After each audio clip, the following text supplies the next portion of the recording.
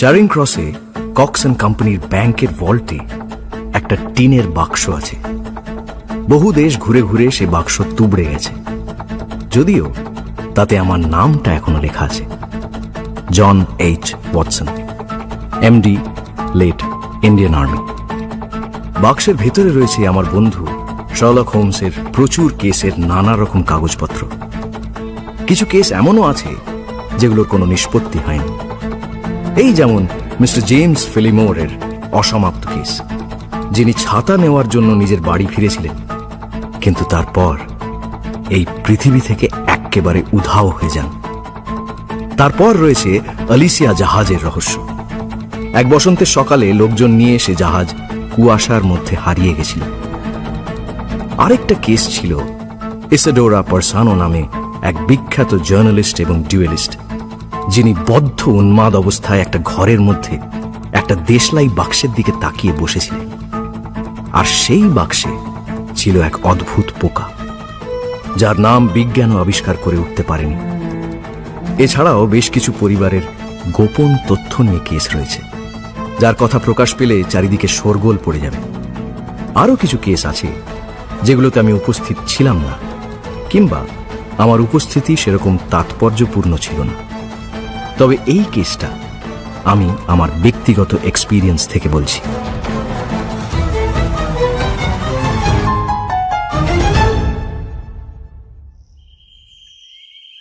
অক্টোবরের এক দুরন্ত সকাল। বাড়ির পেছনের একলা গাছটার শেষ পাতাগুলো ঋতুচক্রের হাওয়ায় লুটিয়ে পড়ছে মাটিতে। বিছানা ছেড়ে ব্রেকফাস্ট করার জন্য নামতে নামতে ভাবছিলাম, শার্লকের মেজাজ নিশ্চয়ই বিষণ্ণ থাকবে। পৃথিবীর সমস্ত বিখ্যাত শিল্পীর মতোই আমার এই বন্ধুটিকেও চারপাশের প্রকৃতি বড় প্রভাবিত করে। পাতা ঝরে যাওয়ার মরশুমে তাই ওর মন বিষণ্ণ থাকবে, সেটাই স্বাভাবিক। কিন্তু যা দেখলাম সে একেবারে উল্টো। হোমসের মুড একেবারে হালকা, ব্রাইট। কিছু দুষ্টুমি যেন তার চোখে মুখে, খুশি যেন আর ধরে না। তার খাওয়া প্রায় শেষ। আমি বললাম, কি হে, মনে হচ্ছে তোমার হাতে কোনো কেস এসেছে? শার্লক বলল, The faculty of deduction is certainly contagious, Watson. গোয়েন্দাগিরি ব্যাপারটা একটা ছোঁয়াচে রোগের মতো। তুমি ধরে ফেলেছো দেখছি। 1 মাস ধরে খুচরো জিনিসপত্র নিয়ে এক জায়গায় আটকে থাকার পর ফাইনালি আবার চাকা ঘুরেছে। একটা জব্বর কেস এসেছে হাতে। তাই জব্বর কেসের শেয়ার আমি পাবো তো? শেয়ার করার মতো তেমন কিছু যদিও নেই, তবু আমাদের নতুন রাঁধুনি যে 2 হার্ড বয়েলড ডিম তোমার পাতে দিয়েছে, আগে ওই 2 শেষ করো, তারপর বলছি।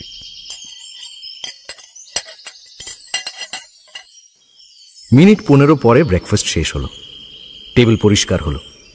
আমি আর শার্লক মুখোমুখি বসলাম। পকেট থেকে একটা চিঠি বার করে শার্লক বলল, গোল্ড কিং নীল গিবসনের নাম তুমি নিশ্চয়ই শুনেছ, ওয়াটসন। নীল গিবসন মানে আমেরিকান সেনেটর নীল গিবসন? ওয়েল, কয়েকটা ওয়েস্টার্ন স্টেটের সেনেটর হয়েছিলেন কিছুদিনের জন্য, তবে ওর খ্যাতি কিন্তু অন্য কারণে। The greatest gold mining magnet. পৃথিবীতে যে কজনের সোনার খনি আছে, নীল গিবসন তাদের মধ্যে সর্বশ্রেষ্ঠ। মনে পড়েছে, কিছুদিনের জন্য ইংল্যান্ডেও ছিলেন বোধহয়, তাই না? হ্যাঁ, বছর 5 আগে হ্যাম্পশায়ারে বেশ কিছু সম্পত্তি কিনেছেন। ওর স্ত্রীর মর্মান্তিক মৃত্যুর খবরটা তুমি নিশ্চয়ই শুনেছ। ইয়েস ইয়েস ইয়েস, তাই ভাবছি কি যেন একটা শুনেছিলাম। নামটা ওই জন্যই এত চেনা চেনা লাগছে, কিন্তু আমি তো ডিটেলে কিছু জানি না। চেয়ারে ডাই করা একরাশ কাগজ দেখিয়ে শার্লক বলল, কেসটা যে শেষ অবধি আমার কাছে আসবে সেটা আশা করিনি, তাহলে আরেকটু পড়াশোনা করে রাখতাম। ঘটনাটা যদিও সাংঘাতিক সেন্সেশনাল, কিন্তু সরল রেখার মতো সোজা, কোনো ডিফিকাল্টি নেই যেন।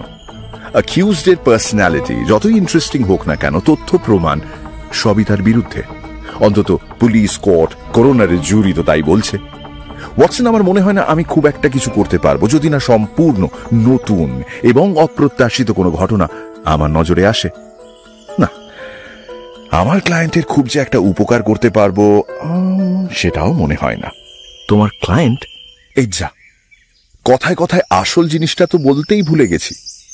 এই তোমার সঙ্গে থাকতে থাকতে গল্পের শেষ থেকে শুরু করার অভ্যেস হয়ে গেছে।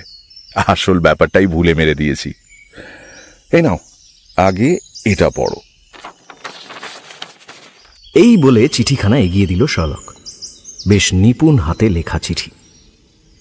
Hotel Claridge's, October 3rd। Dear mister Sherlock Holmes, ঈশ্বর যে নারীকে পৃথিবীর সর্বশ্রেষ্ঠ নারী রূপে সৃষ্টি করেছেন, তার মৃত্যুকে এইভাবে হতে পারে? তাকে কি কোনোভাবে বাঁচানো সম্ভব নয়? আমি আপনাকে সব বুঝিয়ে বলতে পারবো না। ইনফ্যাক্ট সব বুঝিয়ে বলার ক্ষমতাও আমার নেই। শুধু এটুকু বলবো, মিস ডানবার সম্পূর্ণ নির্দোষ। কেসটার ব্যাপারে আপনি নিশ্চয়ই জানেন। অবশ্য এখন আর জানতে কারোর বাকি নেই। দেশ শুদ্ধ লোকের কাছে এটা একটা গসিপ হয়ে গেছে। গুজবের অন্ত নেই, অথচ একজনও ওর হয়ে কথা বলেনি। এত বড় অন্যায় আমি আর সহ্য করতে পারছি না। আমার মাথা খারাপ হয়ে যাচ্ছে। যে মেয়ে একটা মাছি পর্যন্ত মারতে পারে না, সে মানুষ খুন করবে? আমি কাল সকালে ঠিক 11টায় আপনার কাছে যাব। আপনি এই অন্ধকারে এক বিন্দু আলো খুঁজে পেলে আমার বড় উপকার হয়। একটা সূত্র আমার কাছে আছে, জানি না আদৌ সেটা কোনো সূত্র কিনা। তবে আমার কাছে যা আছে, আমার সবটা দিয়ে আপনাকে আমি সাহায্য করব। দেখুন, আপনি যদি ওকে বাঁচাতে পারেন, আপনার কাছে যত শক্তি আছে, যত বুদ্ধি আছে, সব দিয়ে প্লিজ আপনি ওকে বাঁচান। Yours faithfully, J. Neil Gibson। Pipe থেকে ছাই ফেলে দিয়ে ফের তামাক ভরতে ভরতে শার্লক বলল, বুঝলে কিছু? এনার জন্যই আমি অপেক্ষা করে আছি। কেসটা সব কাগজেই বেরিয়েছে। আমি জানি না তুমি পড়েছো কিনা, যদিও এখন আর তোমার পড়ার সময় নেই, তাই আমি ছোট করে বলে দিচ্ছি। যিনি আসছেন, J Neil Gibson, this man is the greatest financial power in the world. আমার মনে হয় মানুষ হিসেবেও ভয়ঙ্কর এবং শক্তিশালী। ওনার স্ত্রীর ব্যাপারে কিছু জানতে পেরেছো? না, বিশেষ কিছুই জানি না। শুধু জানি তাকে হত্যা করা হয়েছে। বয়সের নিরিখে মিসেস গিবসন যৌবন পেরিয়ে গেছিলেন। এক পরমা সুন্দরী গভর্নেস ওদের 2 সন্তানকে দেখাশোনা করত। এই গভর্নেসের ওপরেই মিসেস গিবসনের খুনের অভিযোগ উঠেছে। মোটামুটি এই 3 জন এই কেসের সাথে যুক্ত। আর খুনটা হয়েছে একটা হিস্টোরিক্যাল ইংলিশ স্টেটের একটা খামার বাড়িতে। মিসেস গিবসনের দেহ পাওয়া যায় বাড়ি থেকে 1/2 মাইল দূরে।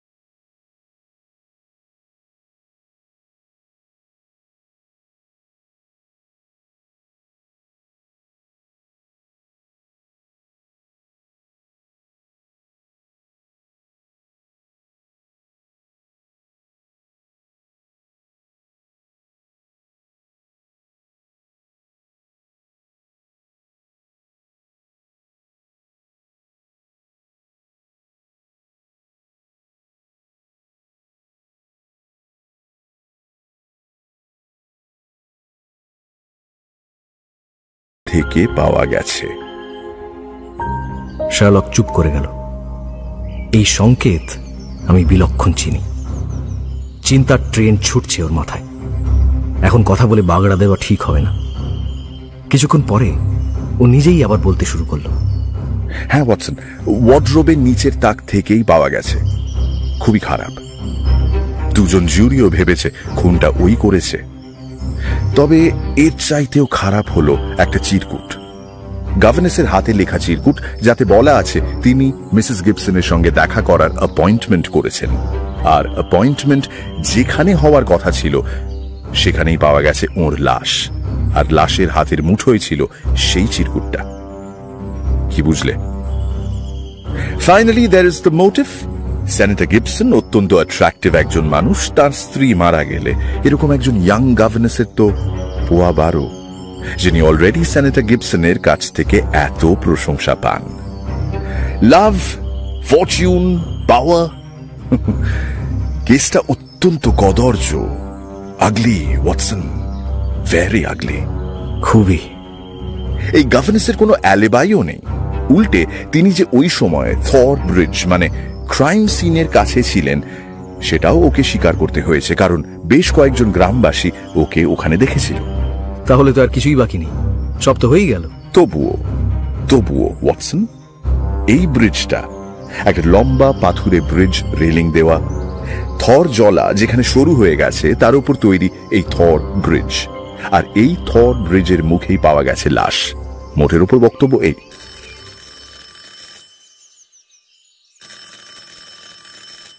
আমি যদি ভুল না করে থাকি তাহলে আমার ক্লায়েন্ট এসে পড়েছেন সময়ের আগেই। বিলি দরজা খুলে দিল, কিন্তু এ কি? বিলি আগন্তুকের যে নাম বলল তা তো নীল গিবসন নয়। এই আগন্তুকের নাম মার্লো বেটস। রোগা, নার্ভাস, ভয়ার্ত দু চোখ। আমরা দুজনেই ভদ্রলোককে চিনি না। তার চোখে মুখে একটা ইতস্তত ভাব। তাকে দেখে আমার ডাক্তারি চোখ বলল লোকটার যে কোনো মুহূর্তে মারাত্মক নার্ভাস ব্রেকডাউন হতে পারে। মিস্টার বেটস, আপনাকে বড় বিচলিত দেখাচ্ছে, আপনি প্লিজ বসুন। তবে যা বলবার একটু তাড়াতাড়ি বলুন, 11টার সময় আমার একটা অ্যাপয়েন্টমেন্ট।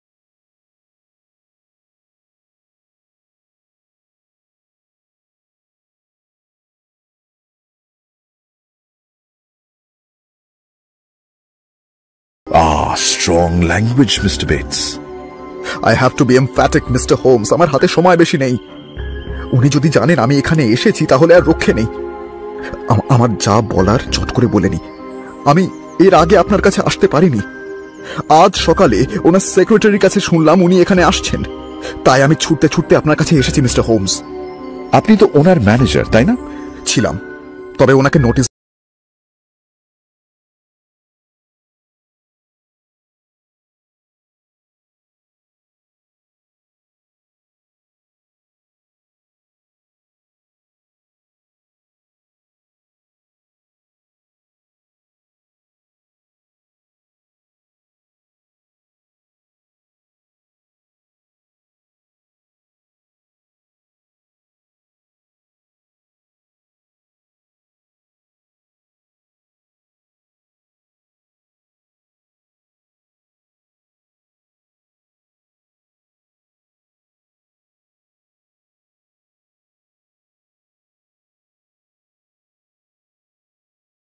কিন্তু যেই রূপ যৌবন গেল, ওই শয়তান গিবসন আর ওকে পাত্তাই দিল না।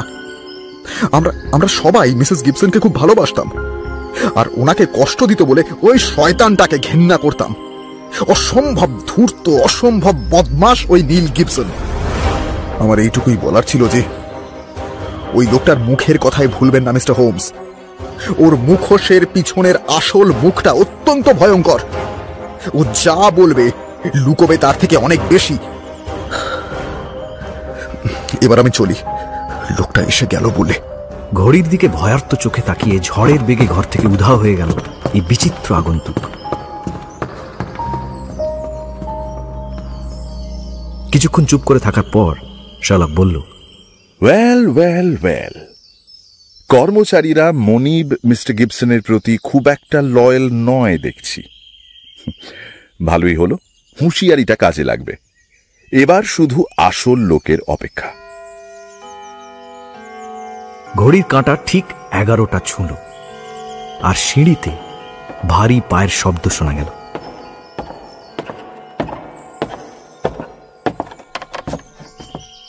ঘরে ঢুকলেন দ্য ফেমাস মিলিয়নেয়ার।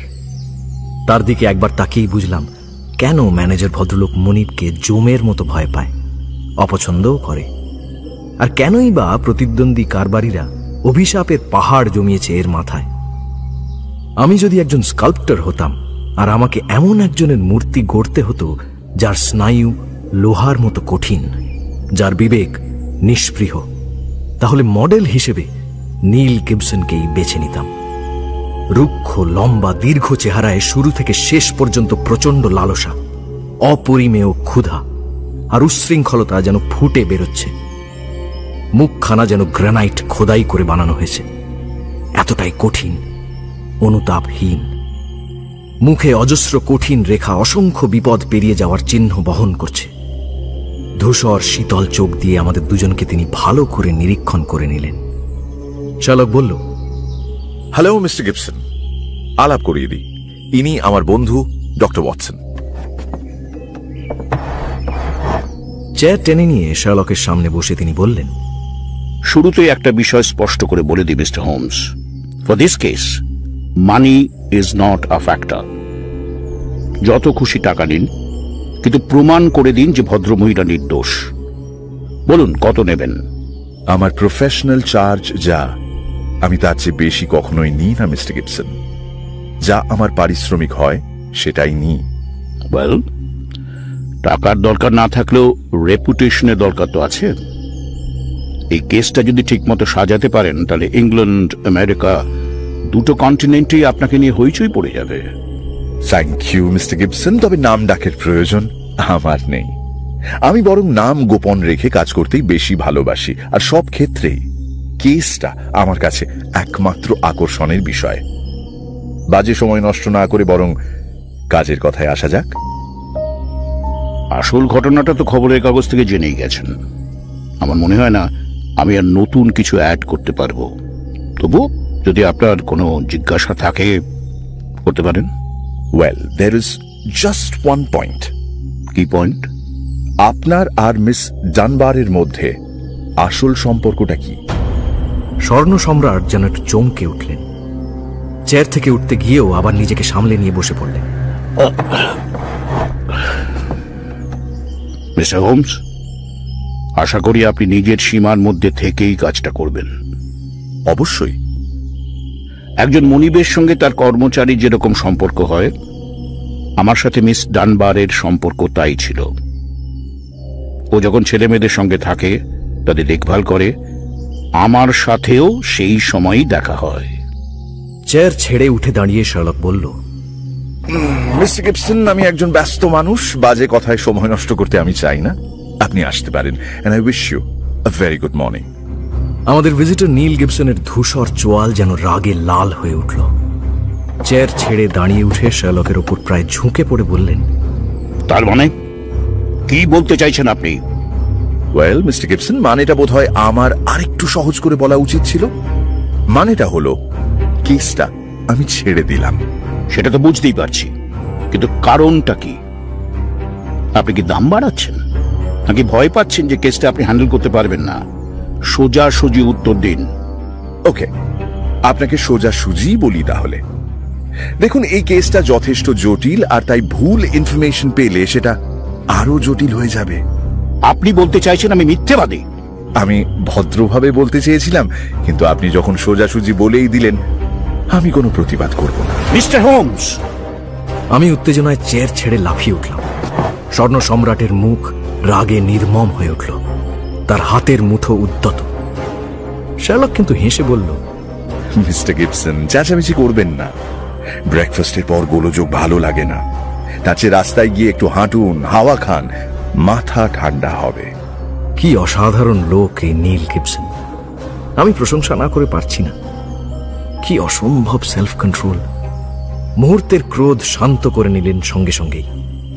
তারপর হিম শীতল গলায় বললেন, ওয়েল, ইটস ইওর চয়েস। আপনার ইচ্ছের বিরুদ্ধে তো আমি আপনাকে জোর করতে পারি না।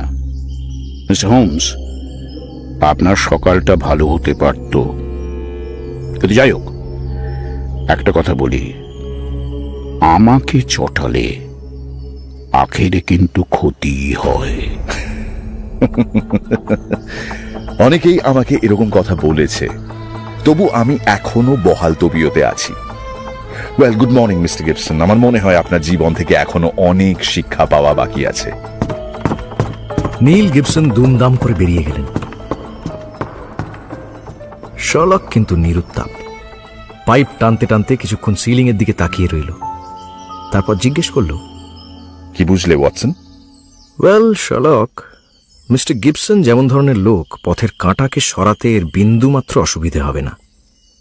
রূপ যৌবনহীনা অপছন্দের স্ত্রীকে সরিয়ে দেওয়াটা ওর পক্ষে অসম্ভব কিছু নয়। মিস্টার বেটস যেমন বললেন তাতে এক্স্যাক্টলি, আমারও তাই মনে হয়। কিন্তু গভর্নেন্সের সঙ্গে ওর কি সম্পর্ক? আর তুমি সেটা বুঝলে কি করে? যদি বলি এলিমেন্টারি মাই ডিয়ার ওয়াটসন,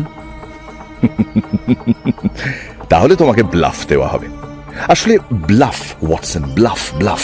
আমি ওনাকে ব্লাফ দিয়েছিলাম। দেখো, চিঠির ভাষা আর বাস্তবের মানুষটির ব্যবহার দুটো কিন্তু একদম আলাদা। লোকটার চিঠির ভাষা ছিল অত্যন্ত নম্র, আর আজকের ব্যবহার তো তুমি নিজেই দেখলে। মিস্টার গিবসনের চিঠির বয়ান থেকে একটা জিনিস স্পষ্ট ছিল যে মৃত স্ত্রীর চাইতেও অ্যাকিউজড গভর্নেসকে নিয়ে তার চিন্তা অনেক বেশি। এই তিনজনের মধ্যে আসল সম্পর্কটা কি সেটা আমাদের জানতে হবে। তুমি নিশ্চয়ই লক্ষ্য করেছো শুরু থেকেই আমি ওনাকে কিভাবে অ্যাটাক করেছি আর উনি কিভাবে আমার কথার জবাব দিয়েছেন। এরপর আমি বানিয়ে বানিয়ে বললাম যে আমি নিশ্চিত ওনার সাথে গভর্নেন্সের কোনো একটা সম্পর্ক আছে। আসলে আমি কিন্তু কিছুই জানি না, শুধু আন্দাজ করেছি মাত্র। তোমার কি মনে হয় উনি ফিরে আসবেন? আলবাত আসবেন, ওনাকে আসতেই হবে। এভাবে কেস ফেলে যাওয়া ওর পক্ষে সব। ওই তো বেলের আওয়াজ।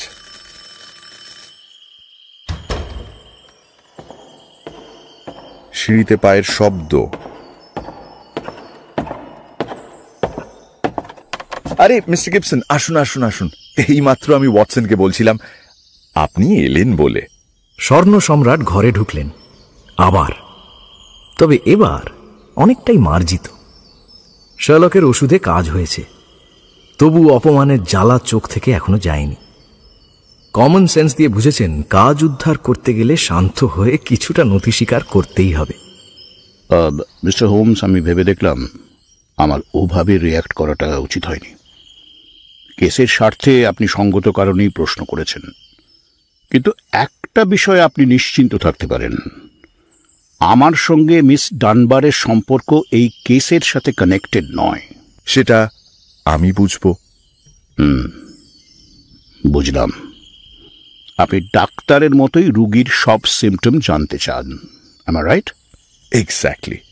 এখন রুগী যদি সিমটম লুকিয়ে রাখে সেটা কি ঠিক? আর দুম করে যদি কাউকে একজন মহিলার সঙ্গে তার আসল সম্পর্ক কি জিজ্ঞেস করেন, তাহলে কি স্পষ্ট করে সবকিছু বলা যায়?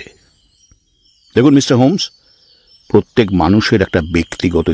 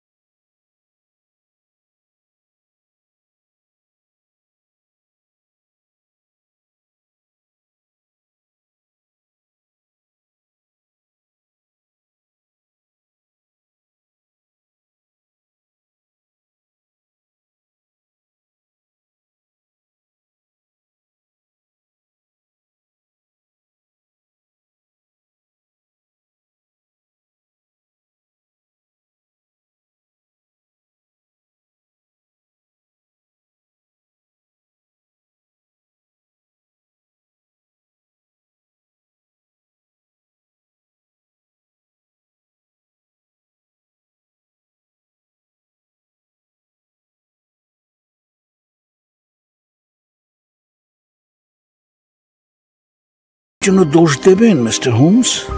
দোষের হবে যদি আপনি ওই ভদ্র মহিলার কাছে আপনার মনোভাব ব্যক্ত করে ফেলেন।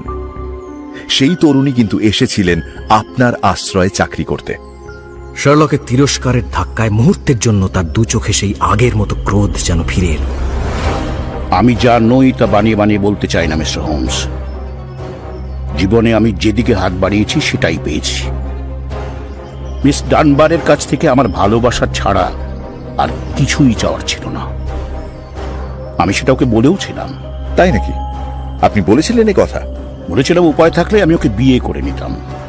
বলেছিলাম ওর সুখের জন্য আমি যত টাকা লাগে দেব। আমি সর্বস্ব দিয়ে ওকে খুশি রাখতে চাই। বাহ, আপনার তো অসীম করুণা দেখছি। দেখুন মিস্টার হোমস, আমি এখানে নীতি জ্ঞান শুনতে আসিনি, আপনার সমালোচনাও শুনতে আসিনি। এই কেসের জন্য এসেছি। আর আমি শুধুমাত্র ওই তরুণী মেয়েটির জন্য এই কেসটা নিয়েছি। যে অসহায় মেয়েটি আপনার আশ্রয়ে চাকরি করতে এসেছিল, তার সর্বনাশ করার জন্য আপনি উঠে পড়ে লেগেছেন। আর আমি তাকে আইনের চোখে নিরপরাধ প্রমাণ করতে চাই। আর চাই আপনাদের মতো বড় লোকদের একটা শিক্ষা দিতে।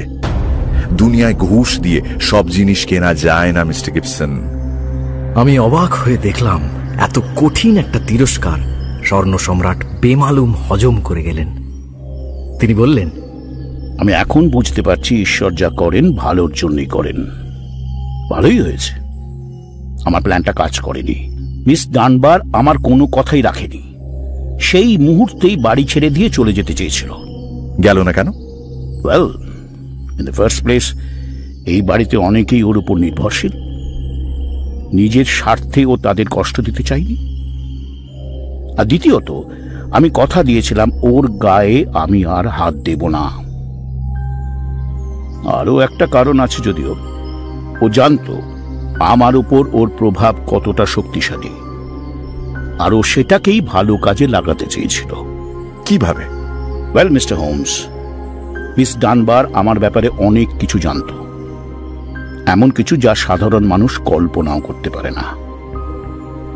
I can make or break, and mostly break. আর এই ভাঙা গড়ার খেলা শুধু কোনো ব্যক্তি বিশেষে নয়, একটা গোটা সমাজ, একটা জাতি, একটা শহর, এমনকি একটা দেশের ক্ষেত্রেও প্রযোজ্য। Business is a tough game. এ খেলায় দুর্বলের কোনো জায়গা নেই। আমি জেতার জন্য সব করেছি, নিজে কখনো হেরে কাঁদিনি, অন্যের কান্নায় গলেও যায়নি।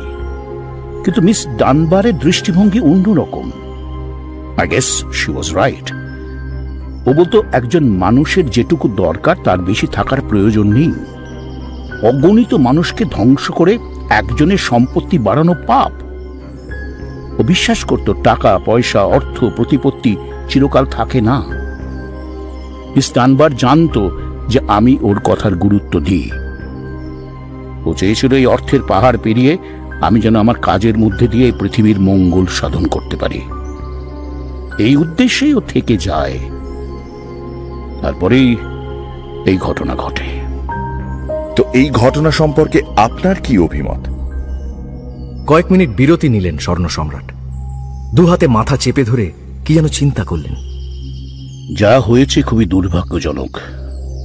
দেখুন, মেয়েদের মন বোঝা বড় শক্ত, বাইরে এক ভেতরে আর এক। আমি তাই প্রথমে ঘাবড়ে গিয়েছিলাম। আমি তো এতদিন মিস ডানবারের বাইরেটাই দেখেছি, ভেতরে হয়তো অন্য কিছু আছে। কিন্তু তারপর মনে হলো তা নয়। ঈর্ষা এমন একটা জিনিস যা মানুষকে পাগল করে দেয়। মিস ডানবারের সঙ্গে সম্পর্কটা আমার স্ত্রী টের পেয়েছিল। আমার মনের ওপর মিস ডানবারের প্রভাব যে কতটা, সেটা সে আন্দাজ করতে পেরেছিল। ও নিশ্চয়ই হিংসায় জ্বলে পুড়ে খাক হয়ে গিয়েছিল। হাজারো রক্তের মধ্যে অ্যামাজনের উষ্ণ হলকা বইত। আমার মনে হয়েছিল ও বোধহয় মিস ডানবারকে খুন করার প্ল্যান করে, অথবা পিস্তল নিয়ে ওকে ভয়ে দেখাতে চেয়েছিল, যাতে মিস ডানবার এখান থেকে চলে যায়। হয়তো সেই ধস্তাধস্তিতে গুলি নিজের মাথাতেই লেগেছে। এই সম্ভাবনাটার কথা আমারও মনে হয়েছে। যদি এটা ঠান্ডা মাথায় পরিকল্পিত খুন না হয়, তাহলে অল্টারনেট হিসেবে এটাই একমাত্র সম্ভাবনা। কিন্তু মিস ডানবার তো মানতে চাইছেন না। Well, that is not final, is it? Miss Dunbar হয়তো বিভ্রান্ত হয়ে ঘরে ফিরে আসেন, তারপর জামা কাপড়ের আলমারির মধ্যে রিভলভারটা ছুঁড়ে ফেলে দেন, কারণ সেই সময় তার পক্ষে হুঁশে থেকে কাজ করা অসম্ভব ছিল। পরে যখন পিস্টল পাওয়া যায়, তখন মিথ্যে বলা বা অস্বীকার করাটাই স্বাভাবিক।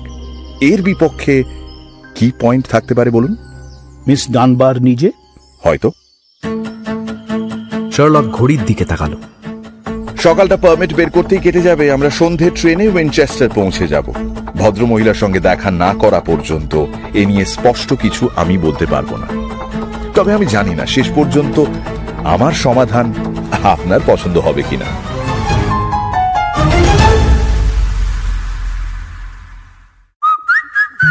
শুনছেন গপ্পবীরে ঠেকের আজকের গপ্প, স্যার আর্থার কোনান ডয়েলের লেখা the problem of Thar bridge. এখনো যদি ঠেকে সাবস্ক্রাইব না করে থাকেন তাহলে কিন্তু ঠকবেন। Subscribe to my channel and do not forget to click on the bell icon for notifications. তাহলে বাকিটা শোনা যাক।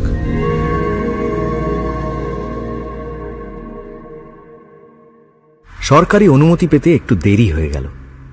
সেদিন উইনচেস্টারে না গিয়ে আমরা গেলাম নীল গিবসনের হ্যাম্পশায়ার এস্টেট থর প্লেসে। নীল গিবসন নিজে আসেননি, তবে সার্জেন্ট কভেন্ট্রি অ্যাড্রেস দিয়ে দিলেন। কেসটা প্রথমে উনি তদন্ত করছিলেন। শীর্ণ, লম্বা, বিবর্ণ চেহারা। ওনার হাবভাব দেখে মনে হলো উনি যা জানেন সবটা বলেন না, কিছুটা গোপন রাখতেই ভালোবাসেন। কথা বলতে বলতে মাঝে মাঝে এমন ফিসফিস করতে থাকেন যেন ভীষণ গুরুত্বপূর্ণ কোনো একটা খবর দিচ্ছেন। আদতে কিন্তু সেটা অত্যন্ত মামুলি। তবে এসব বাদ দিলে মোটের ওপর ভদ্রলোক সজ্জন এবং ভালো মানুষ। এ রহস্যের কিনারা করার মতো বুদ্ধি যে তার ঘটে নেই।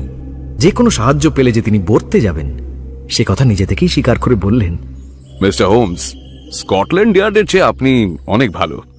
ওরা কেস সলভ করতে এলে নিজেরা সব ক্রেডিট নিয়ে নেয় আর লোকাল পুলিশের নামে দোষ দিয়ে যায়। আপনি একদমই সেরকম নন। আপনি সোজাসুজি কথা বলেন, আর আমি আপনার অনেক সুনাম শুনেছি। আপনি নিশ্চিন্তে থাকুন, আমি কোনো সাথে পাঁচে থাকি না। কেসের ফয়সালা হলে নিজের নামও জড়াতে চাই না। So kind of you mister Holmes. আর আমি জানি আপনার বন্ধু ডক্টর ওয়াটসনকেও বিশ্বাস করা যায়। আমরা হাঁটতে শুরু করলাম। সার্জেন্ট কভেন্ট্রি চারদিক ভালো করে দেখে খুব সতর্ক হয়ে বললেন, আচ্ছা মিস্টার হোমস, একটা কথা, মানে শুধু আপনাদেরই বলতে চাই, মিস্টার নীল গিবসন নিজেই খুনটা করেননি তো? এই সম্ভাবনার কথাটা আমিও ভেবেছি। মিস ডানবারকে দেখলে বুঝবেন ওর মতো এত সুন্দর মেয়ে হয় না। পথের কাঁটা স্ত্রীকে সরিয়ে দিতে নীল গিবসনের খুব একটা অসুবিধা হওয়ার কথা নয়। আমেরিকানরা সব পারে। কথায় কথায় বন্দুক চালিয়ে দেওয়াটা ওদের কাছে কোনো ব্যাপার নয়। আর পিস্টলটাও তো ওরই। সেটার প্রমাণ পেয়েছেন? ইয়েস স্যার, নীল গিবসনের এক জোড়া পিস্টল আছে। এটা তারই মধ্যে একটা। এক জোড়া? তাহলে আরেকটা কোথায়? সারা বাড়ি জুড়েই তো অজস্র পিস্টল ছড়ানো। এখনো মিলিয়ে দেখা সম্ভব হয়নি, তবে বাক্সটায় দুটো পিস্টলের জায়গা আছে দেখেছি। তবে এটা যদি সেই জোড়ার মধ্যে একটা হয় তাহলে তো অবশ্যই ম্যাচ করা উচিত। আমরা সব সাজিয়ে রেখেছি, আপনি গিয়ে মিলিয়ে নেবেন না হয়? পরে দেখব। আগে চলুন ক্রাইম সিনটা একবার দেখে নিই। সার্জেন্ট কভেন্ট্রি সাদামাটা কটেজের সামনে দাঁড়িয়ে আমরা কথা বলছিলাম। এইটাই লোকাল পুলিশ স্টেশন। এখান থেকে প্রায় আধ মাইল হাঁটলাম। ঝরা ফার্নের সোনালি তামাটে পাতায় মোড়া পথ পেরিয়ে পৌঁছলাম থর প্লেস এস্টেটে ঢোকার সাইড গেটের সামনে। দূরে রাস্তার শেষে দেখলাম পাহাড়ের গায়ে একটা হাফ জর্জিয়ান হাফ টিউডর বিশাল বাড়ি। বাড়িটার অর্ধেক গাছের গুড়ি দিয়ে তৈরি। আমাদের পাশেই একটা লম্বা জলাশয়। জলাশয়ে যেখানে সরু হয়ে গেছে ঠিক সেই জায়গাতে যাতায়াতের জন্য একটা পাথুরে ব্রিজ। দুপাশে জলাশয়ে লেকের মতো বিস্তৃত হয়ে গেছে। ব্রিজে ওঠার মুখে সার্জেন্ট দাঁড়িয়ে পড়লেন। জমির দিকে ইশারা করে বললেন, এইখানে মিসেস গিবসনের দেহ পাওয়া গেছিল। আমি ওই পাথর দিয়ে মার্ক করে রেখেছি। আপনি নিশ্চয়ই লাশ সরানোর আগে এসেছিলেন? অবশ্যই, ওরা আমাকে খবর পাঠিয়েছিল। কে খবর পাঠিয়েছিল? মিস্টার গিবসন নিজেই। যে মুহূর্তে অ্যালার্ম বাজলো, মিস্টার গিবসন লোকের মুখে শুনে সবাইকে নিয়ে বাড়ি থেকে ছুটে এখানে আসেন। তারপর সবাইকে সাবধান করে দেন যে পুলিশ না আসা পর্যন্ত যেন কিচ্ছু না সরানো হয়। স্যার, স্যার, সাংঘাতিক কাণ্ড। লাশ মিসেস গিবসন। মানে কোথায়? কি হয়েছে? স্যার, ওই ব্রিজের মুখে। চলো চলো চলো, শিগগিরই চলো। যাক, বুদ্ধিমানের কাজ করেছিলেন। আচ্ছা, খবরের কাগজে লিখেছিল যে খুব কাছ থেকে নাকি গুলি করা হয়েছে। হ্যাঁ, খুবই কাছ থেকে। গুলিটা কি ডান কানের পেছন দিকে লেগেছিল? আগে হ্যাঁ স্যার। আচ্ছা, লাশটা কিভাবে পড়েছিল? On her back sir. ধস্তাধস্তির কোনো চিহ্ন ছিল না, কোনো মার্ক নেই, কোনো অস্ত্রও ছিল না। শুধু মিসেস গিবসনের বাঁ হাতের মুঠোয় মিস ডানবারের লেখা চিরকুটটা আঁকড়ে ধরা ছিল। আঁকড়ে ধরা ছিল? Yes sir. সেই মুঠো খুলতে আমরা হিমশিম খেয়ে গেছিলাম, আঙুলগুলো এমনভাবে আটকে গেছিল। এটা অত্যন্ত গুরুত্বপূর্ণ একটা পয়েন্ট ওয়াটসন। এর মানে ভুল প্রমাণ সাজানোর জন্য খুনের পর চিঠিটা হাতে গুঁজে দেওয়া হয়নি। যা মনে পড়ছে, চিরকুটের বয়ানও তো খুব ছোট্ট ছিল। I will be at Thor Bridge at 9 o'clock, signed G. Dunbar, তাই না? Yes sir. মিস ডানবার স্বীকার করেছেন যে চিরকুটটা ওনারই লেখা? হ্যাঁ, করেছেন। And what was her explanation? যা বলবার আদালতে বলবেন বলেছেন। কেসটা বেশ ইন্টারেস্টিং, বিশেষ করে ওই চিঠির ব্যাপারটা খুবই অস্পষ্ট, তাই না? ওয়েল স্যার, আমাকে যদি জিজ্ঞেস করেন এই গোটা কেসটায় ওটাই আমার কাছে একমাত্র ক্লিয়ার পয়েন্ট। শার্লক মাথা নাড়ল। চিঠিটা যদি জেনুইন হয় এবং মিস ডানবারেরই লেখা হয়, তার মানে এই চিঠি রিসিভ করা হয়েছিল রাত 9টার বেশ কিছুক্ষণ আগে, ঘন্টাখানেক বা ঘন্টা দুয়েক আগে তো বটেই। তাহলে মিসেস গিবসন অতক্ষণ পরেও চিঠিটা বাঁ হাতের মুঠোয় রেখে দিলেন কেন? মানে দেখা করার সময় ওই চিঠিটার নিশ্চয়ই প্রয়োজন ছিল না। এটা একটু অদ্ভুত না? তাই তো, এখন আপনার কথা শুনে আমারও ব্যাপারটা কিরকম অদ্ভুত লাগছে। আমি এখানে কয়েক মিনিট বসে ঠান্ডা মাথায় একটু ভাবতে চাই। Excuse me gentleman. শার্লক ব্রিজের পাথরের পাঁচিলে বসে পড়ল। আমি লক্ষ্য করলাম ওর তীক্ষ্ণ চোখ চারিদিকে প্রশ্নবাণ ছুঁড়ে দিচ্ছে। হঠাৎ তড়াক করে লাফিয়ে উঠে শার্লক দৌড়ে গেল ব্রিজের উল্টো দিকের পাঁচিলের সামনে। পকেট থেকে আতশকাচ বের করে পাথরের কারুকাজ মন দিয়ে দেখতে দেখতে বলল, অদ্ভুত ব্যাপার তো। হ্যাঁ স্যার, আমরাও দেখেছি। পাথরের চটলা উঠে গেছে। অনেকেই তো এই ব্রিজ পেরিয়ে যাতায়াত করে, হতে পারে তাদেরই কারুর কীর্তি। পাথরের কারুকাজ এমনিতে ধূসর, কিন্তু এই একটা জায়গা যেন চটা উঠে যাওয়ায় সাদা সাদা দেখাচ্ছে। জায়গাটা একটা 6 পেন্স কয়েনের সাইজের। আমরা ভালো করে লক্ষ্য করে দেখলাম খানিকটা ভেঙেও গেছে, যেন একটা জোরালো আঘাত করা হয়েছে ওই জায়গাটায়। বেশ জোরে ঘা মেরে ভাঙা হয়েছে মনে হচ্ছে। শার্লক হাতের ছড়িটা দিয়ে গায়ের জোরে বেশ কয়েকবার পাঁচিলে আঘাত করল, কিন্তু পাথর চটাতে পারল না।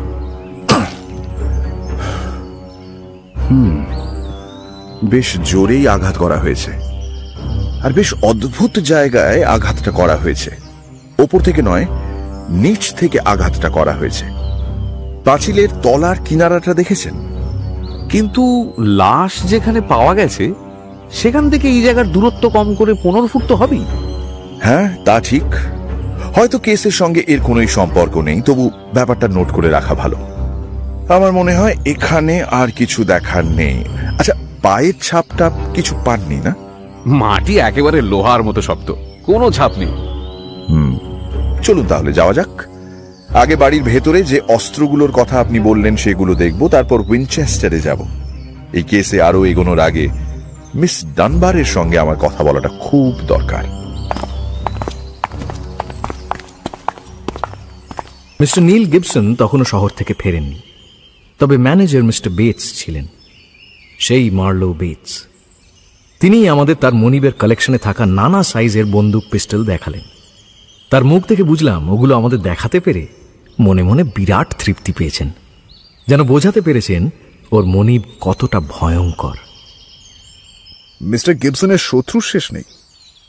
অবশ্য উনি যেমন মানুষ, যেমন ওনার ব্যবহার, তাতে শত্রু থাকাটাই স্বাভাবিক। তাই মাথার কাছে লোডেড পিস্টল নিয়ে ঘুমোন। আমরাই এক এক সময় ভয় সিটিয়ে থাকি। আহারে, বেচারি মিসেস গিবসন, তিনি নিশ্চয়ই কত না আতঙ্কে দিন কাটিয়েছেন। মিস্টার গিবসন কি ওনাকে মারধর করতেন? মানে আপনি কখনো দেখেছেন? না, তবে অনেক কথাই শুনেছি, অসম্মানজনক কথা। এমনকি বাড়ির চাকর বাকরদের সামনেও স্ত্রীকে যাচ্ছে তাই ভাবে অপমান করতেন উনি। আমাদের কথা ওখানেই শেষ হলো। আমরা বেরিয়ে পড়লাম।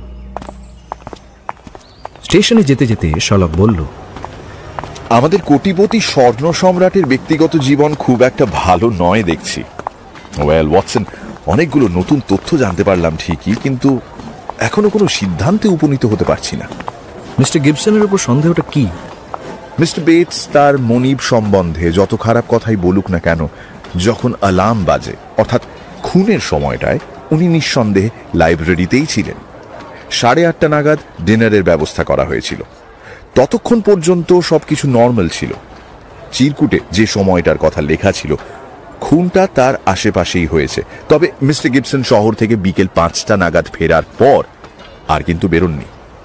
অন্যদিকে মিস ডানবার নিজে মুখে স্বীকার করেছেন যে মিসেস গিবসনের সঙ্গে তার অ্যাপয়েন্টমেন্ট ছিল। জানি ওর উকিল এর বেশি কিছু বলতে ওনাকে বারণ করেছে। না ওয়াটসন, এই ভদ্র মহিলার সঙ্গে দেখা না করা পর্যন্ত আমি স্বস্তি পাচ্ছি না। জানো ওয়াটসন, মিস ডানবারকে শুধু একটা জিনিসের জন্যই খুনি ভাবতে ইচ্ছে করছে না। কোন জিনিসের জন্য? ওর জামা কাপড়ের আলমারিতে ওই পিস্টলটার খুঁজে পাওয়াটা। কি বলছো তুমি? ওটাই তো ওর এগেইনস্টে সবচেয়ে বড় প্রমাণ। তা নয় ওয়াটসন, কাগজে এই কেসটার ব্যাপারে পড়ে ওই একটা জায়গাতেই আমার খটকা লেগেছিল। এখন তদন্ত আরো কিছুটা এগোনোর পরে আমার মনে হচ্ছে ওটাই আমার একমাত্র আশা। আমাদের অসঙ্গতিগুলো ভালো করে লক্ষ্য করতে হবে। যেখানেই অসঙ্গতি পাবো, ধরে নিতে হবে কিছু একটা গন্ডগোল আছে। কিচ্ছু বুঝতে পারলাম না। তুমি কি বোঝাতে চাইছো একটু স্পষ্ট করে বলো তো। ওয়াটসন, ধরো তুমি এমন একজন মহিলা যে খুব ঠান্ডা মাথায় পরিকল্পিতভাবে নিজের প্রতিদ্বন্দ্বীকে সরিয়ে ফেলতে চাও। এবার তুমি সেটার প্ল্যান বানালে, একটা চিরকুটও লেখা হলো। যিনি খুন হবেন তিনিও চলে এলেন সময় মতো, হিসেব মতো। তোমার হাতে অস্ত্র আছে, তুমি খুনটা করেও ফেললে। একদম নিখুঁত কাজ, কোথাও কোনো ফাঁক নেই। এতটা নিখুঁত অপরাধ করার পর তুমি পাশের নলবনে অস্ত্রটা ছুঁড়ে না ফেলে দিয়ে সেটাকে নিয়ে এলে, আর তারপর নিজেরই ওয়ার্ড্রোবে সযত্নে রেখে দিলে। যেখানে ছুঁড়ে ফেলে দিলে জীবনে কেউ খুঁজে পেত না, সেখানে না ফেলে তুমি এমন একটা জায়গায় রাখলে যেখানে সবার আগে সার্চ করা যাবে। ওয়াটসন, তোমাকে আমি ধুরন্ধর ভাবতে পারি না, কিন্তু তবুও তোমার মতো মানুষও এরকম আহাম্মকের মতো কাজ করবে বলে আমার তো মনে হয় না। কিন্তু শার্লক, উত্তেজনার মুহূর্তে না না না না না, কখনো না। এত ঠান্ডা মাথায় যে খুন করা হয়, সেই খুনের প্রমাণ লুকিয়ে রাখাটাও খুব সুপরিকল্পিতভাবেই হবে, তাই না? না ওয়াটসন, আমাদের একটা সিরিয়াস মিসকনসেপশনের মধ্যে রাখা হচ্ছে। কিন্তু এখনো অনেক কিছুই তো অস্পষ্ট হয়ে আছে। তাহলে স্পষ্ট করার চেষ্টা করা যাক। পয়েন্ট অফ ভিউ পাল্টে গেলে আগে যা ধোঁয়াটে ছিল, পরে সেটাই সত্য অনুসন্ধানের পথে সূত্র হয়ে ওঠে। যেমন এই রিভলভারটার কথাই ধরো। মিস ডানবার বারবার বলছেন রিভলভার তিনি রাখেননি। এবার আমাদের থিওরি অনুযায়ী ধরে নিচ্ছি তিনি সত্যি কথাই বলছেন। তার মানে কোনো এক ব্যক্তি এই বস্তুটি ওর ওয়ার্ড্রোবে রেখে দেয়। এখন কথা হচ্ছে, কে রাখলো? এমন কেউ যে তাকে দোষী সাজাতে চায়। Exactly Watson. তাহলে এই ব্যক্তিটি কি প্রকৃত অপরাধী নয়? দেখলেন কিভাবে আমরা সঠিক তদন্তের পথটা খুঁজে পাচ্ছি। সরকারি অনুমতি পেতে দেরি হলো। সেই রাতটা আমরা উইনচেস্টারেই কাটাতে বাধ্য হলাম। পরের দিন সকালে মিস্টার জয়েস কামিংসের সঙ্গে আমরা গেলাম জেলে, মিস ডানবারের সঙ্গে দেখা করতে। মিস্টার জয়েস কামিংস মিস ডানবারের লয়ার। আমি আশা করেই ছিলাম অসম্ভব সুন্দরী কাউকে দেখব, কিন্তু যাকে দেখলাম তাকে পরমা সুন্দরী বললেও কম বলা হয়। মিস ডানবার যে আমার উপরে কি প্রভাব ফেলল বলে বোঝাতে পারবো না। তবে এটা উপলব্ধি করতে পারলাম যে কেন মিস্টার গিবসনের মতো স্বর্ণ সম্রাটকে এই মেয়েটি কন্ট্রোল করতে পারত, গাইড করতে পারত। She was A brunette. চেহারায় এমন একটা আভিজাত্য আছে যা দেখে মনে হয় এই মহিলার প্রভাবে কোনো খারাপ কাজ হতেই পারে না। শুধু গভীর দুটো চোখ বড় অসহায়, যেন জালে জড়িয়ে পড়া হরিণী, বেরোবার কোনো উপায় নেই।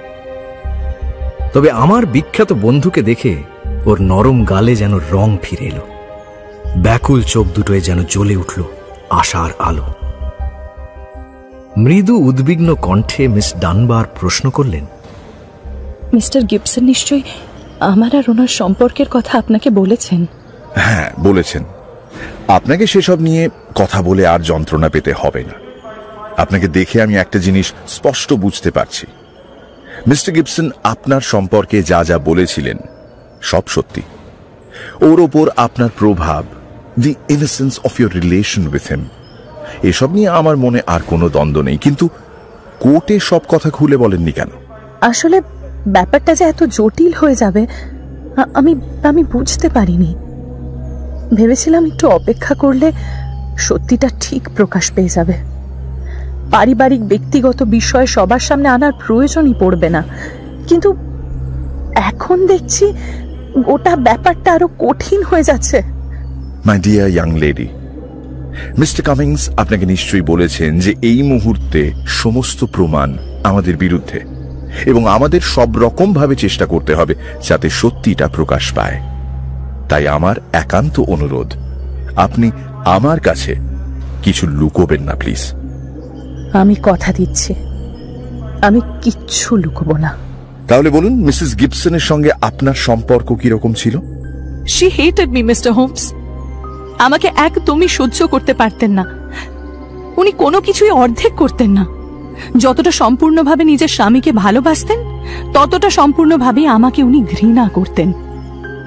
খুব স্বাভাবিকভাবেই আমাদের দুজনের সম্পর্কটাকেও উনি ভুল বুঝেছিলেন। স্বামীর প্রতি ওর ভালোবাসাটা এতটাই বাহ্যিক ছিল যে আমার সঙ্গে মিস্টার গিবসনের মানসিক আত্মিক বন্ধনটা উনি অনুভব করতে পারেননি। উনি বুঝতে পারেননি যে মিস্টার গিবসনের শক্তি আর ক্ষমতাকে আমি মানুষের মঙ্গলের জন্য প্রভাবিত করতে চেয়েছিলাম। আর সেই জন্যই ওই বাড়িতে আমি থেকে গিয়েছিলাম মিস্টার হোমস। এখন মনে হচ্ছে আমি ভুল করেছিলাম। ও বাড়িতে আমার উপস্থিতিটা সমস্যা বাড়িয়েই দিয়েছিল।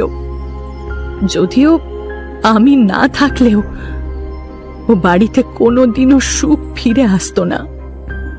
বুঝলাম। এবার বলুন তো, সেদিন সন্ধেবেলা ঠিক কি হয়েছিল?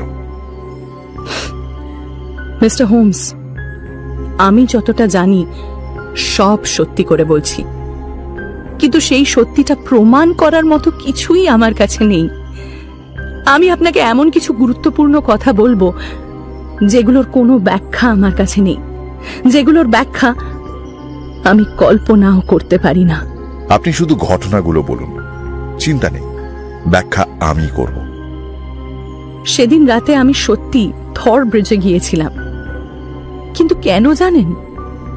সেদিন সকালবেলা আমি মিসেস গিবসনের কাছ থেকে একটা নোট পাই। স্কুল রুমে টেবিলে রাখা ছিল নোটটা। বোধহয় নিজের হাতেই রেখে গেছিলেন। চিঠিতে উনি অনুরোধ করে লিখেছিলেন, মিস ডানবার, আজ রাতের খাবারের পর আপনি আমার সাথে অবশ্যই দেখা করবেন। আমার আপনার সাথে ভীষণ জরুরি কিছু কথা আছে। এই চিঠির ব্যাপারে দয়া করে কাউকে কিচ্ছু জানাবেন না। আর আমার এই চিঠির উত্তর লিখে আপনি বাগানের সূর্য ঘড়ির উপর রেখে আসবেন। ও হ্যাঁ, আর একটা কথা, চিঠিটা পড়বার পরেই মনে করে পুড়িয়ে ফেলবেন কিন্তু। মিস্টার হোমস, আমার সাথে ওনার কোনো গোপন কথা থাকতে পারে সেটা আমি বুঝতে পারিনি। তবে এই চিঠি পুড়িয়ে ফেলার কথাটা, সেটা পড়ে আমি কিন্তু অবাক হইনি। আসলে মিসেস গিবসন স্বামীকে জমের মতো ভয় পেতেন। স্ত্রীর সঙ্গে অত্যন্ত নিষ্ঠুর ব্যবহার করতেন মিস্টার গিবসন। এ নিয়ে মিস্টার গিবসনকে আমি অনেকবার কথাও শুনিয়েছিলাম। আমার তাই মনে হয়েছিল উনি হয়তো চান না যে মিস্টার গিবসন আমার আর ওর দেখা করার ব্যাপারটা জানুক। কিন্তু অদ্ভুত ব্যাপার হলো, মিসেস গিবসন কিন্তু আপনার চিঠিটা পড়াননি, খুব যত্ন করে রেখে দিয়েছিলেন। হ্যাঁ, মৃত্যুর সময় আমার চিঠিটা ওনার হাতের মুঠোয় ছিল শুনে খুবই অবাক হয়েছিলাম মিস্টার হোমস। তারপর কি হলো? আমার কথা মতো আমি দেখা করতে গেলাম। ব্রিজের কাছে পৌঁছে দেখলাম উনি আমার জন্য অপেক্ষা করছেন। যাওয়ার পর বুঝলাম মনে প্রাণে উনি আমাকে কতটা ঘৃণা করতেন। ওনার কথা শুনে আমার মনে হচ্ছিল she was a mad woman. এক বাড়িতে এতদিন থেকেছি, ওনার নির্লিপ্ত ভাব দেখে একবারের জন্য বুঝতে পারিনি যে আমি ওর দু চক্ষের বিষ। উনি আমাকে কি বলেছিলেন সেসব কথা আমি বলবো না। যত বিষ ছিল ঢেলে দিলেন, যা মুখে এলো বলে গেলেন।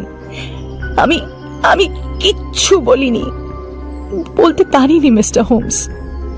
আমি কানে হাত চাপা দিয়ে পালিয়ে আস্তে আস্তে শুনলাম তিনি তখনও থর ব্রিজের সামনে দাঁড়িয়ে কর্কশ গলায় চিৎকার করে আমাকে গালাগালি করে চলেছেন।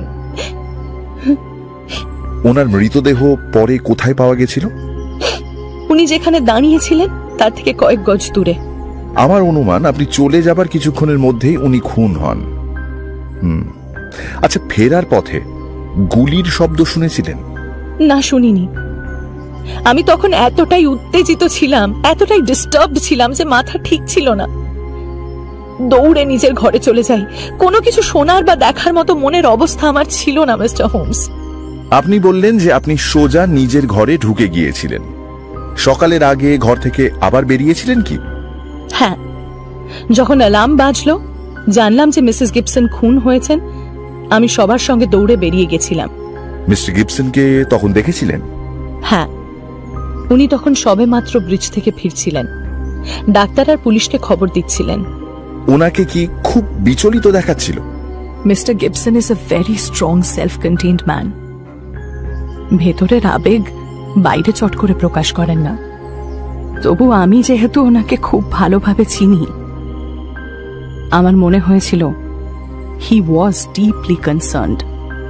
এবার সবচেয়ে গুরুত্বপূর্ণ পয়েন্ট, যে পিস্টলটা আপনার রুমে পাওয়া গেছে সেটা আপনি আগে কখনো দেখেছিলেন? না, কখনো দেখিনি। পিস্টলটা কখন পাওয়া গেল? পরের দিন সকালে, যখন পুলিশ এসে সার্চ করলো। আপনার জামা কাপড়ের মধ্যে? হ্যাঁ, নিচের তাকে জামা কাপড়ের মধ্যে। আচ্ছা, পিস্টলটা কতক্ষণ আপনার আলমারিতে ছিল বলে মনে হয়? আগের দিন সকালে তো ছিল না। কি করে জানলেন ছিল না? কারণ আমি আগের দিন সকালেই ওয়ার্ড্রোব গুছিয়েছিলাম। বুঝলাম। তাহলে ঘরে ঢুকে কেউ আপনাকে ফাঁসানোর জন্য পিস্টলটা রেখে গিয়েছিল। তাই হবে। কিন্তু সেটা কখন হতে পারে বলে আপনার অনুমান? হয় খাবার সময়, অথবা যখন ছেলে মেয়েদের নিয়ে স্কুল ঘরে ছিলাম সেই সময় হতে পারে। যেখানে আপনি মিসেস গিবসনের নোটটা পেয়েছিলেন আর চিঠিটা পাওয়ার পর থেকে নিজের ঘরেই ছিলেন? হ্যাঁ, চিঠি পাওয়ার পর থেকে বাকি সকালটা আমি ওখানেই ছিলাম। ওকে, থ্যাংক ইউ মিস ডানবা। আপনার কি আর কিছু মনে পড়ছে? আপনি কি আর কিছু বলতে চান? না, আপাতত আর কিছু মনে পড়ছে না। পাথরের ব্রিজে একটা জায়গায় চটা উঠে গেছে, যেখানে লাশ পাওয়া গিয়েছিল ঠিক তার উল্টো দিকে, যেন সদ্য পাথর ভাঙা হয়েছে। এ ব্যাপারে আপনার কিছু বলার আছে? আমার মনে হয় ব্যাপারটা নিছক কাকতালীয়। Strange miss Dunbar, very strange.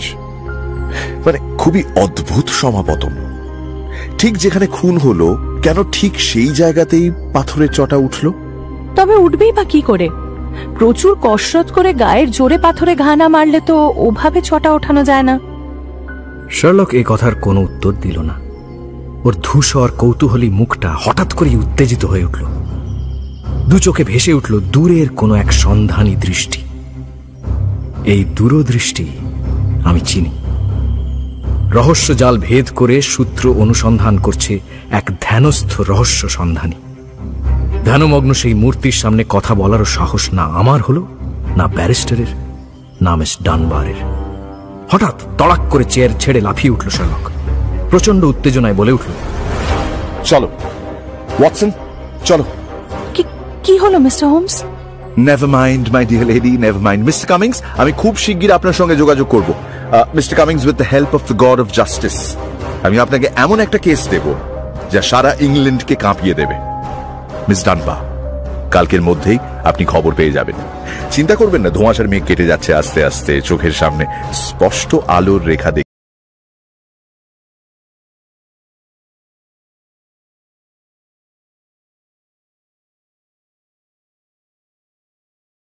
তা যেন স্পষ্ট হয়ে উঠেছে।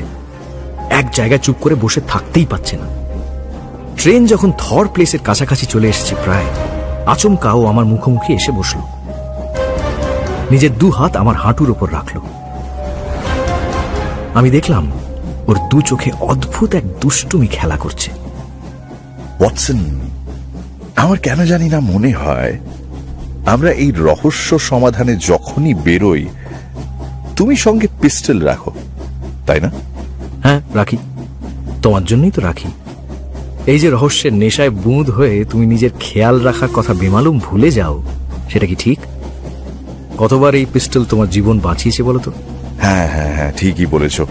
এইসব ব্যাপারে আমি আবার একটু অন্য মনস্ক তো। আচ্ছা, পিস্টলটা এখন আছে তো তোমার সঙ্গে? আমি হিপ পকেট থেকে বার করে দিলাম ছোট্ট অথচ শক্তিশালী অস্ত্রটা। ক্যাচ খুলে বুলেটগুলো নেড়ে চেড়েও বলল, এটা কিন্তু বেশ ভারী। হ্যাঁ, একেবারে সলিড, তাই ভারী। শার্লক মিনিট খানেক কি যেন ভাবল, তারপর বলল, কি জানো ওয়াটসন, এই তদন্তে তোমার এই পিস্টল একটা বড় ভূমিকা নিতে চলেছে। My dear Holmes, you are joking. No Watson, I am very very serious. আমরা এখন একটা পরীক্ষা করব। তোমার পিস্টল যদি এই পরীক্ষায় পাশ করে যায়, ব্যাস সব কিছু স্পষ্ট হয়ে যাবে। এই দেখো, একটা বুলেট এই বের করে রাখলাম, এবার বাকি বুলেটগুলো বের করে দিলাম। এবার সেফটি ক্যাচটা অন করে দিলাম, and that increases the weight and makes it a better reproduction. ওর মাথায় যে কিসের খেলা চলছে তার বিন্দু বিসর্গ আমি বুঝে উঠতে পারলাম না। ও বোঝানোর চেষ্টাও করল না, ফলে আমি বসে রইলাম চুপচাপ। হ্যাম্পশায়ার স্টেশনে পৌঁছে একটা ছ্যাকড়া গাড়ি নিয়ে হাজির হলাম সার্জেন্টের বাড়িতে। সার্জেন্ট কভেন্ট্রি শার্লককে দেখে জিজ্ঞেস করলেন, মিস্টার হোমস, কোনো সূত্র পেয়েছেন নাকি? সবটাই নির্ভর করছে ডক্টর ওয়াটসনের পিস্টল আমাদের সঙ্গে কিরকম ব্যবহার করে তার উপর। এই নিন পিস্টলটা। আচ্ছা, আপনার কাছে 10 গজ লম্বা দড়ি আছে? আমার কাছে নেই, তবে দোকানে পেয়েই যাব। কাছের দোকানেই সুতোর একটা গোলা পাওয়া গেল। এতেই হবে। চলো, আমার মনে হয় এবার আমাদের অভিযানের শেষ পর্ব শুরু করা যাক। সূর্য অস্ত যাচ্ছে। শরতের পড়ন্ত আলোয় হ্যাম্পশায়ার যেন রহস্যময়ী হয়ে উঠেছে। সার্জেন্টের সন্দেহজনক দৃষ্টি আমার বন্ধু শার্লকের দিকে। শার্লকের মাথা আদৌ ঠিক আছে কিনা সেই প্রশ্ন উঁকি দিচ্ছে সার্জেন্টের চাহনিতে।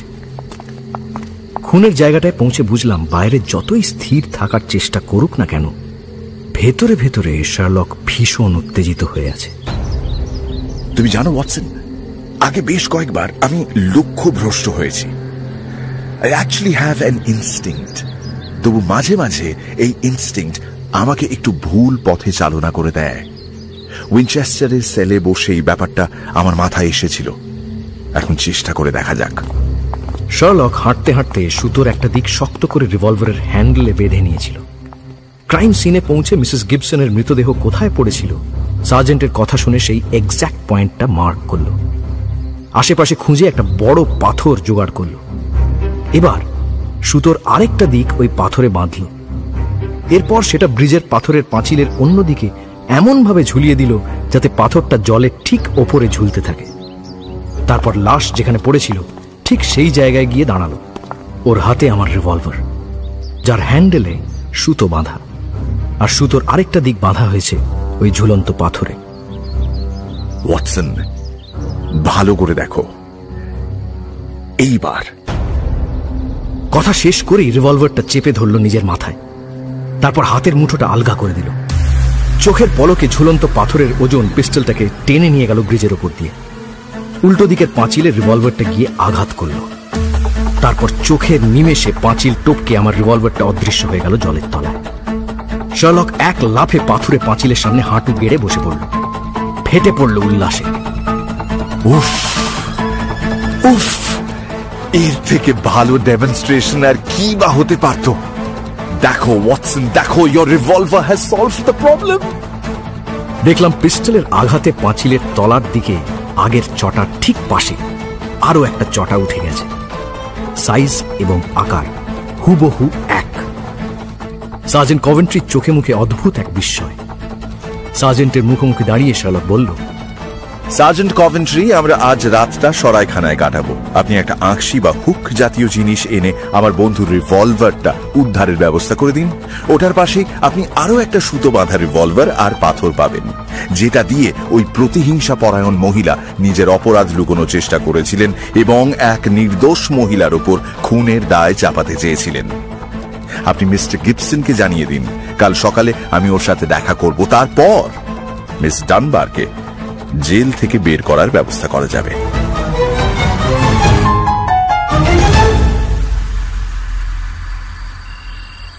সেই দিনই রাতের দিকে সরাইখানায় বসে পাইপ টেনে ধোঁয়া ছাড়তে ছাড়তে শার্লক আমার মনের ধোঁয়াশা দূর করতে লাগলো। আই ফিয়ার ওয়াটসন, এই থর ব্রিজ রহস্যটা নিয়ে যখন তুমি গল্প লিখবে আমার সুনাম তাতে খুব একটা বাড়বে না। মানছি আমি একটু আলসেমি করে ফেলেছি। সেটা কিরকম শুনি? দেখো, আমার গোয়েন্দাগিরি যদি একটা শিল্প হয় তাহলে সেই শিল্প হলো কল্পনা আর বাস্তবের একটা মিশেল। আমার চোখের সামনে যে বাস্তবটা ছিল আমি সেটার উপর ভিত্তি করে কল্পনা করতে পারিনি। ব্রিজের পাথরের চটা আমি তো প্রথমেই দেখতে পেয়েছিলাম, কিন্তু এত বড় সূত্রটা দেখেও সেটাকে গুরুত্ব দিতে দেরি করে ফেলেছি। ও মিসেস গিবসন, মিসেস গিবসন, এরকম একজন অসুখী মহিলার মাথার ভেতরে যে খেলা চলছিল সেটা অত্যন্ত গভীর এবং সূক্ষ্ম, ফলে সেটা বোঝা খুব একটা সহজ ছিল না। ওয়াটসন, ভালোবাসা বিকৃত হলে সেটা যে কতটা ভয়ঙ্কর হতে পারে আমাদের এতদিনের অ্যাডভেঞ্চারময় জীবনে তা আগে কখনো দেখিনি। মিস ডানবারকে উনি নিজের চরম শত্রু মনে করতেন।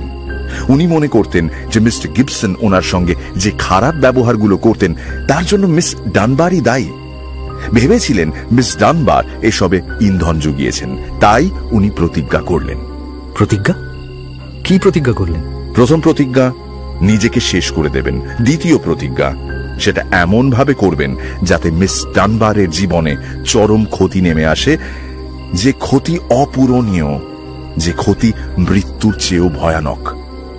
সূত্রগুলো একটা একটা করে সাজালে আমরা মিসেস গিবসনের সূক্ষ্ম মস্তিষ্কের পরিচয়টা স্পষ্টভাবে পেয়ে যাব। কায়দা করে মিস ডানবারকে দিয়ে চিঠি লিখিয়ে নিলেন, যাতে মনে হয় যেন তিনি নিজেই দেখা করতে গিয়েছিলেন থর ব্রিজে। এক্স্যাক্টলি। শেষ মুহূর্তে অবশ্য চিরকুটটা মুঠোয় রেখে দিয়ে একটু বাড়াবাড়ি করে ফেলেছিলেন। ইস, শুধু এই বিষয়টা দেখেই আমার আগে সন্দেহ হওয়া উচিত ছিল। যাই হোক, বাড়ির সিন্দুকে ওনার স্বামীর অনেক পিস্টল ছিল, সেখান থেকে এক জোড়া সরিয়ে নিলেন নিজের কাজ সারার জন্য।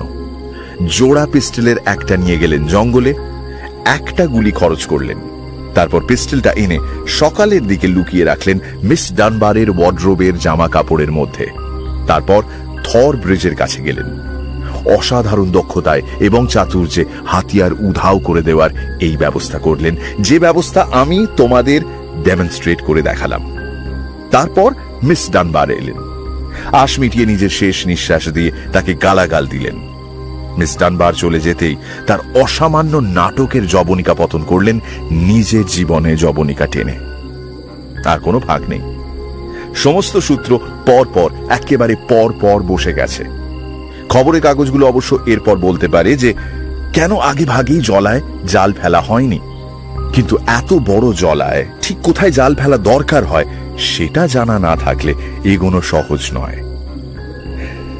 Well, Watson, we have helped a remarkable woman and also a formidable man. আমার মনে হয় এবার এই পৃথিবী জানবে যে সেই আদিম দুঃখের পাঠশালা যেখান থেকে আমরা সবাই শিক্ষা লাভ করি, সেখান থেকে মিস্টার নীল গিবসন কি শিক্ষা নিলেন। আচ্ছা, তোমার কি মনে হয় মিস্টার গিবসন আর মিস ডানবার এই দুই বিস্ময়কর শক্তি ভবিষ্যতে একসাথে হাত মেলাবে? হ্যাঁ, নিশ্চয়ই মেলাবে। তুমি কি করে জানলে?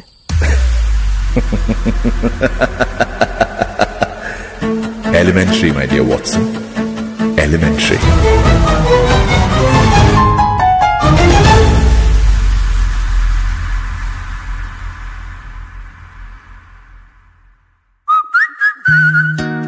এখনকার মতো গপ্প মিলে ঠেকের সময় শেষ।